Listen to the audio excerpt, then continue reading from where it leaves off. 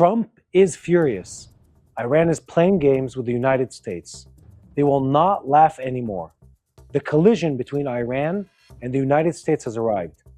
The Iranian response is not long in coming. Iran stated that its proposal to end the war is generous and that the United States is the one continuing to place unreasonable demands. It seems that the American attempt to end the war with Iran has run into a particularly arrogant wall. The talks with Iran's Revolutionary Guards are stuck. Are we on the way to a dramatic explosion?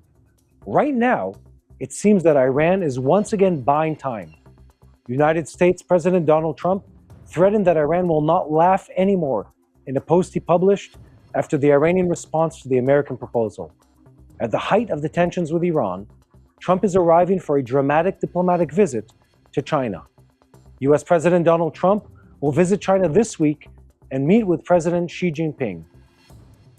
This is the first meeting in over a decade, and the war in Iran will not resume before the end of Trump's visit to Beijing.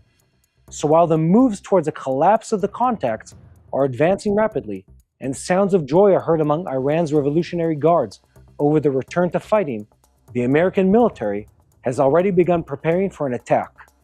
The U.S. president said clearly that Iran's answer is completely unacceptable.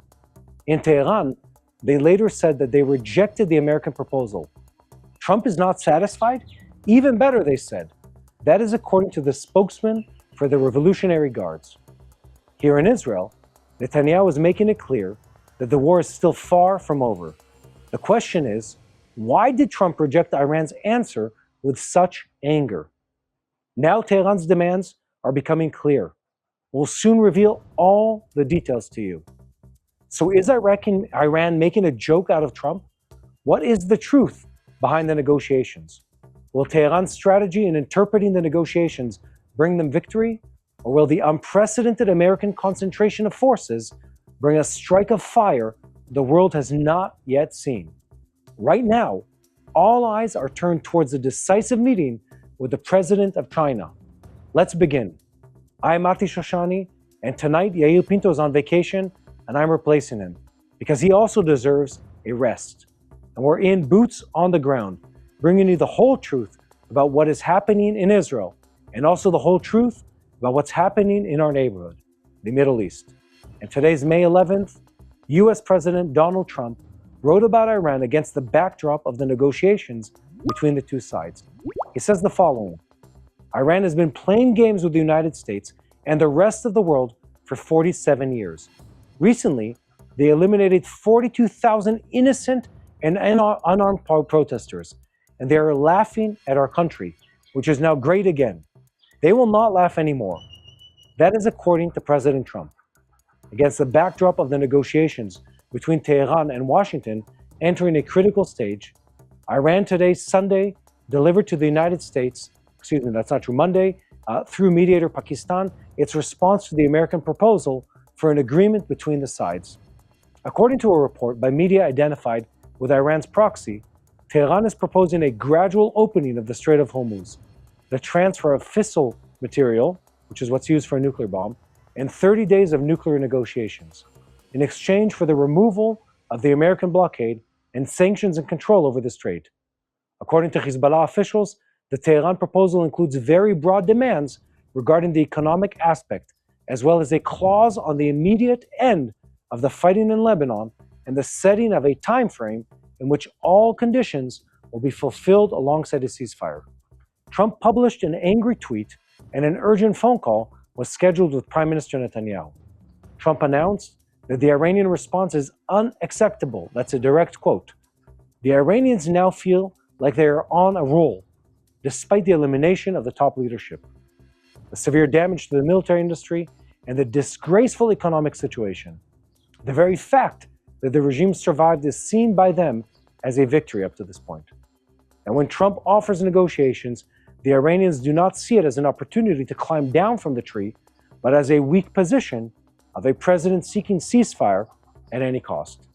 It seems that Trump is managing the event as a businessman who wants to dictate terms from a position of strength, but in Tehran, they interpret his appeal for negotiations as a sign of a loser. Because of this gap in perception, they are setting absurd demands that only bring the military explosion even closer. And while criticism of Trump claims that he's a man of words, over the past month, the United States has concentrated enormous military force in the region, significantly greater in scope than the forces that operated at the beginning of Operation Roaring Lion. Now, the Americans are working to thwart any Iranian attempt to import Chinese weapons through the closed straits, while at the same time building an infrastructure that will allow the president to turn verbal threats into action in any instant. Trump may be a businessman, but he makes sure that the other hand holds military power that can be enforced or can enforce his words. The big question hanging in the air is the question of timing. This coming Wednesday, a decisive meeting is expected between Trump and the president of China, Xi Jinping. This is a very historical and important moment. So President Xi Jinping, China confirmed that Trump will visit Beijing this week for the first time since 2017. At the center of the meetings with Xi Jinping are Iran, tariffs, Taiwan, and the technological struggle between the powers. It's important to understand that the blocking of the Strait of Hormuz disrupts China's economy. The war in Iran is leaving its mark on the world's second largest economy. Inflation in China has risen. Imports have been cut, and the pressure is moving into industry. This explains China's pressure to end it. But at the same time, it does not want to see the Revolutionary Guards regime as one that surrendered in negotiations. And I'm sure that in China, they don't enjoy seeing the United States getting entangled in war. I'm joking, of course. But on the ground right now, it seems that the war is inevitable. It is just not clear whether Trump will choose to attack before the meeting or after it.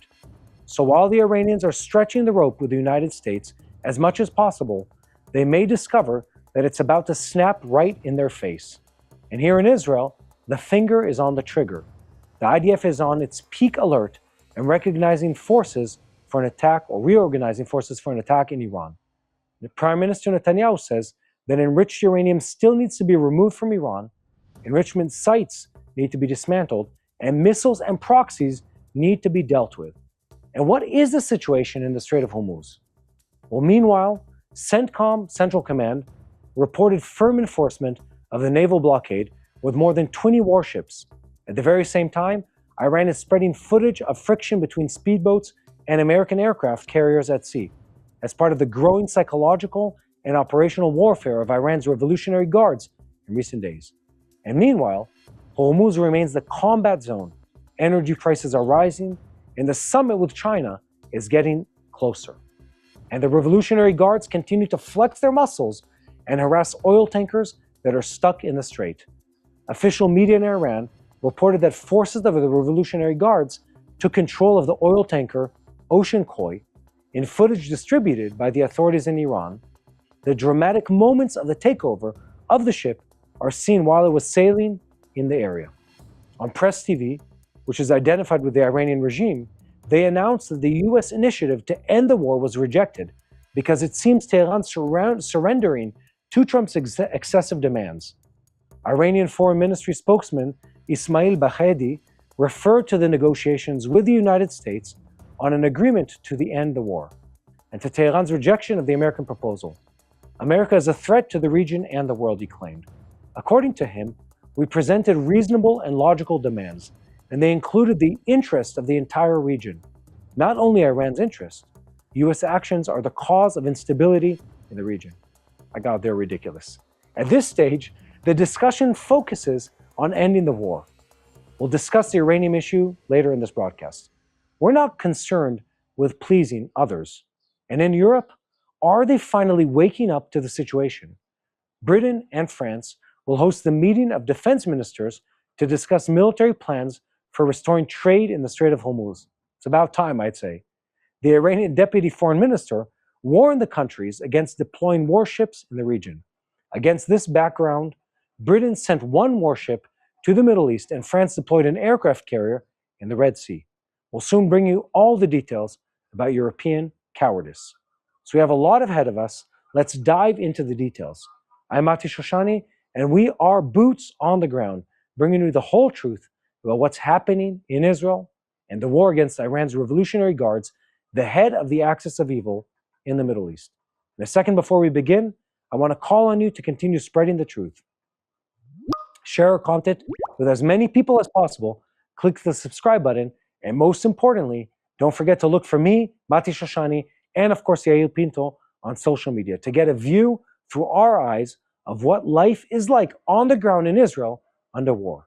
And I want to present something to you. When we talk about Iran, it's important that you understand one thing. At a first glance, it may be hard to think of Iran as one of the richest countries in the world. Its economy has been dealing for years with sanctions, with inflation, with financial isolation, with outdated infrastructure, and heavy dependence on smuggling and indirect trade.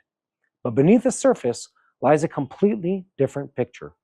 Iran is one of the world's great natural resource powers, and according to ranking based on statistic data, the value of its natural resources was estimated at about $27.3 trillion, not billion, trillion dollars, a figure that places it fifth in the world after Russia, the United States, Saudi Arabia, and Canada. Now, this figure is especially surprising because Iran is usually reviewed through the security and nuclear prism. But in practice, it sits on a rare combination of natural resources: oil, natural gas, coal, copper, iron ore, zinc, lead, chromium, manganese, sulfur, gold, barite, and many more. Fluorspar, gypsum, strontium, and according to geological reports, also deposits with potential for rare metals such as lanthanum and cerium. Yes, if these are new names to you, they are to me too. And in this report, it was noted that in 2023, Iran was a significant producer of direct reduced iron, gypsum, several other materials, barite, cement, iron ore, bentonite, kaolin, and several others, along its status as a major gas and oil producer. The economic meaning is clear. Oil provides Iran with an essential external source of income, mainly with markets in Asia, while gas is the backbone of the domestic economy, electricity, heating, heavy industry, and petrochemicals, of course. This is also where the great paradox is found. Because of sanctions, a lack of investment, and limited technology, while Iran is not able to turn its full resource advantage into broad growth. The second most important sector is mining and minerals. According to this US government report, the mining sector itself accounted in 2023 for only about 1.4% of Iran's GDP. But this figure is misleading. Its direct contribution is small, but around it operate the steel, cement, construction, metals, and petrochemical industries, which significantly increase the economic weight of the treasures beneath the ground. Why am I going over all of this? Because what Iran ultimately exports is terrorism and extreme Islamic madness. At the end of the day, Iran is an example of a country where the gap between potential and reality is almost impossible to comprehend. Beneath the surface, it is one of the richest countries in the world in resources. Above the surface, or on the ground, it struggles to turn that wealth into welfare, stability, and growth. Precisely in an era when the world is chasing gas, copper, lithium, and rare earth minerals, while Iran's natural treasures turn it into a player that can't be ignored, even if it's still far from realizing the full economic power buried in its soil. And here the question is asked: where are things going in the Middle East? And what is the global importance of striking the Revolutionary Guards? Let's talk about this for a couple minutes. Let's analyze the current situation, because we need to understand that what Iran is facing right now, what the world is facing, is a battle not only over war and over ideology, over economy too. What the Iranians have tried to do here is to harm the global economy through blocking the Strait of Hormuz. But the numbers we've just given you really tell the true story. The Iranian regime, if managed correctly, if they were a virtuous leadership, if they actually cared about their people, if they tried to do something that wasn't destroying, killing, maiming, murdering, ruining, they could be a country so affluent it would be considered one of the richest countries in the world. But instead of that, we seek an image of a country that doesn't have running water, a country that has electricity outages, a country where the population is mostly reliant on oil money and on government jobs instead of manufacturing, technology, and other resources. A rich country, an affluent country, a resource-rich country that sits on one of the most busy global trade routes in the world, and despite that, is dealing with poverty, with sanctions. And I want to be clear here. Iran is the example of what happens when you have evil leadership, corrupt leadership, corrupting leadership, embezzling leadership that steals from its country and gives only to the elite. The word for that is a kleptocracy. Does that word sound familiar? It comes from the same word as a kleptomaniac, a person who's obsessed with stealing. It is a government that steals from its people. It steals oil, it steals natural gas, and in the case of the Iranian regime, it stole the future of multiple generations of the Iranian people.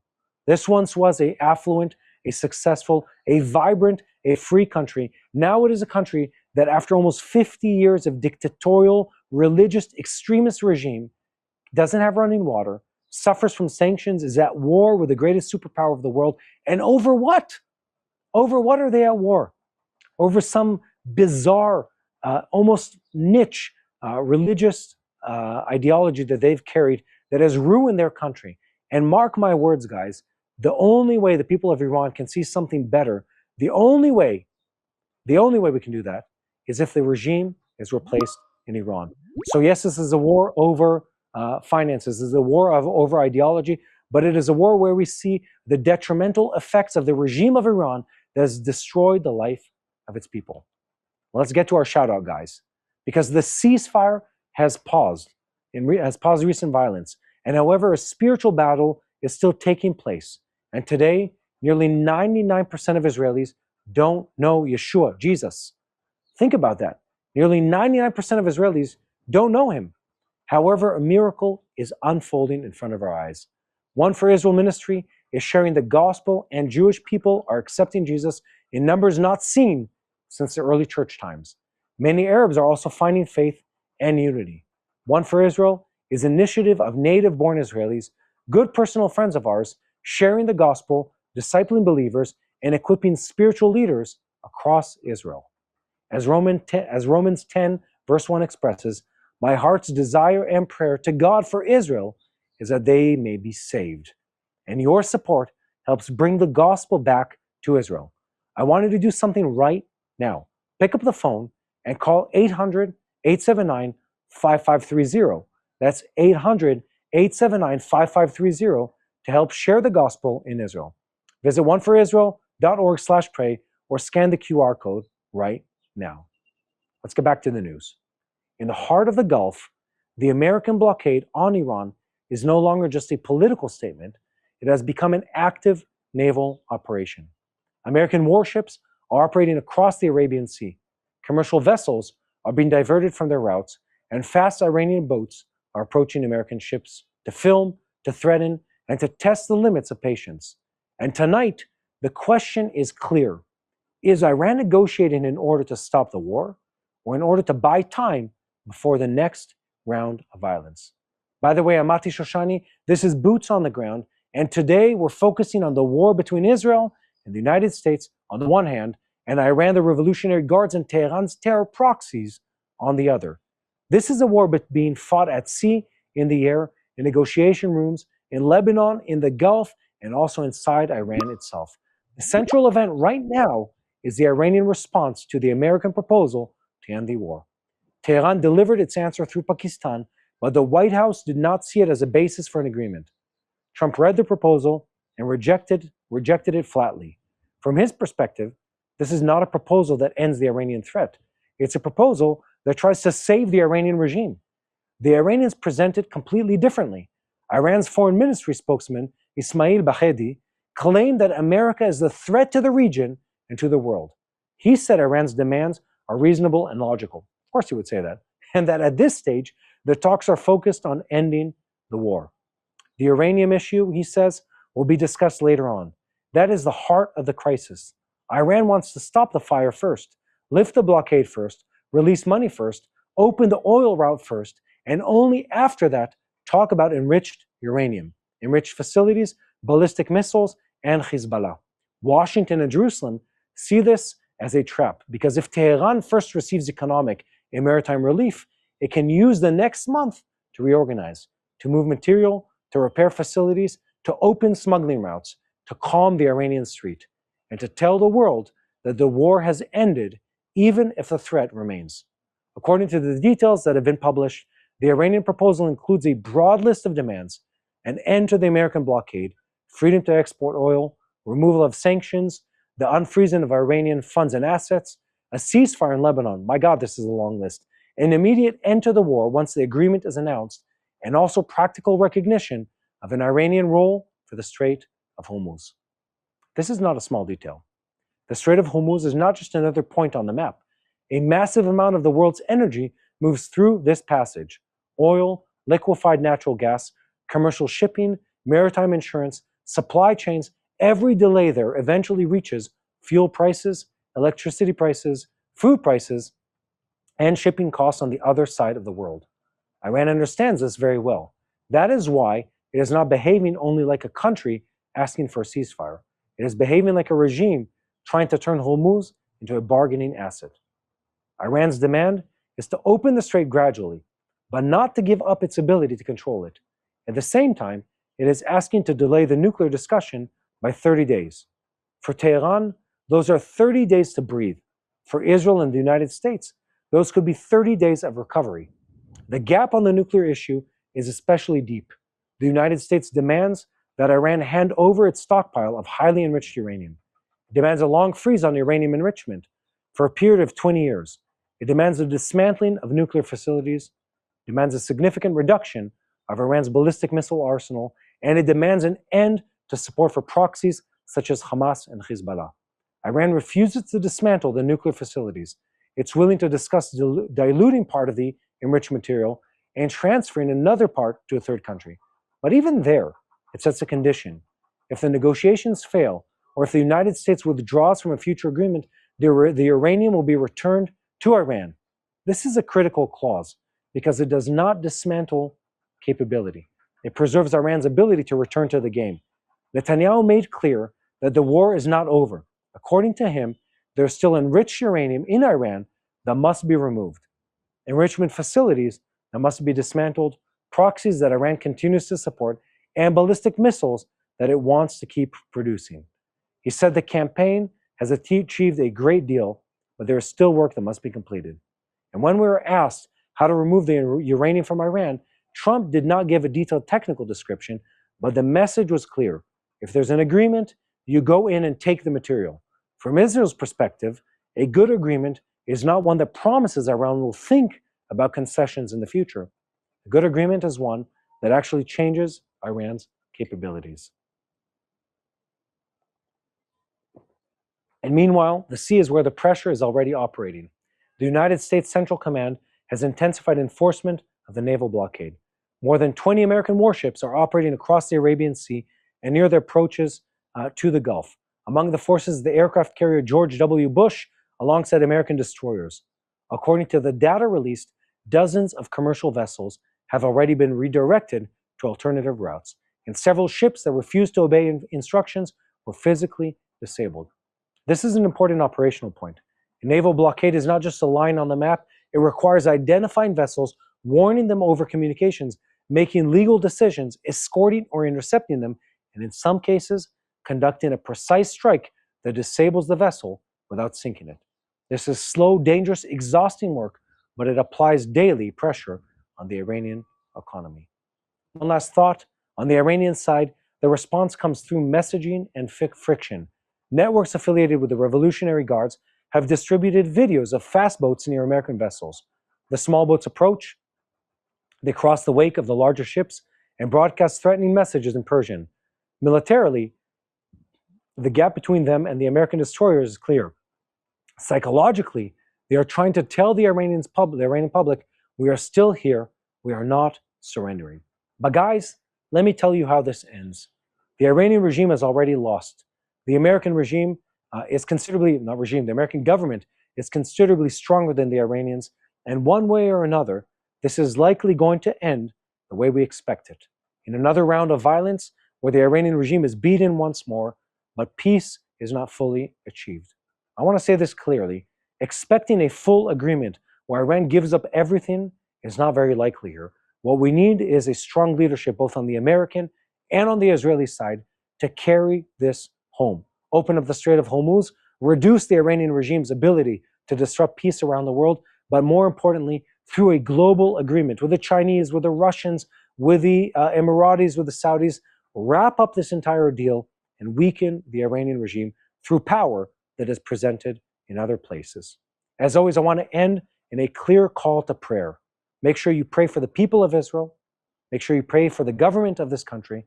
Make sure you pray for the Israeli men and women in uniform, for the American men and women who are so bravely standing up to the greatest evil of our time, the Ayatollah regime of Iran, an evil of biblical magnitude that has made clear to the world that their goal is destruction and death. Make sure you pray for the peace of Jerusalem. As always, guys, we'll see you on the next broadcast. May God bless you all.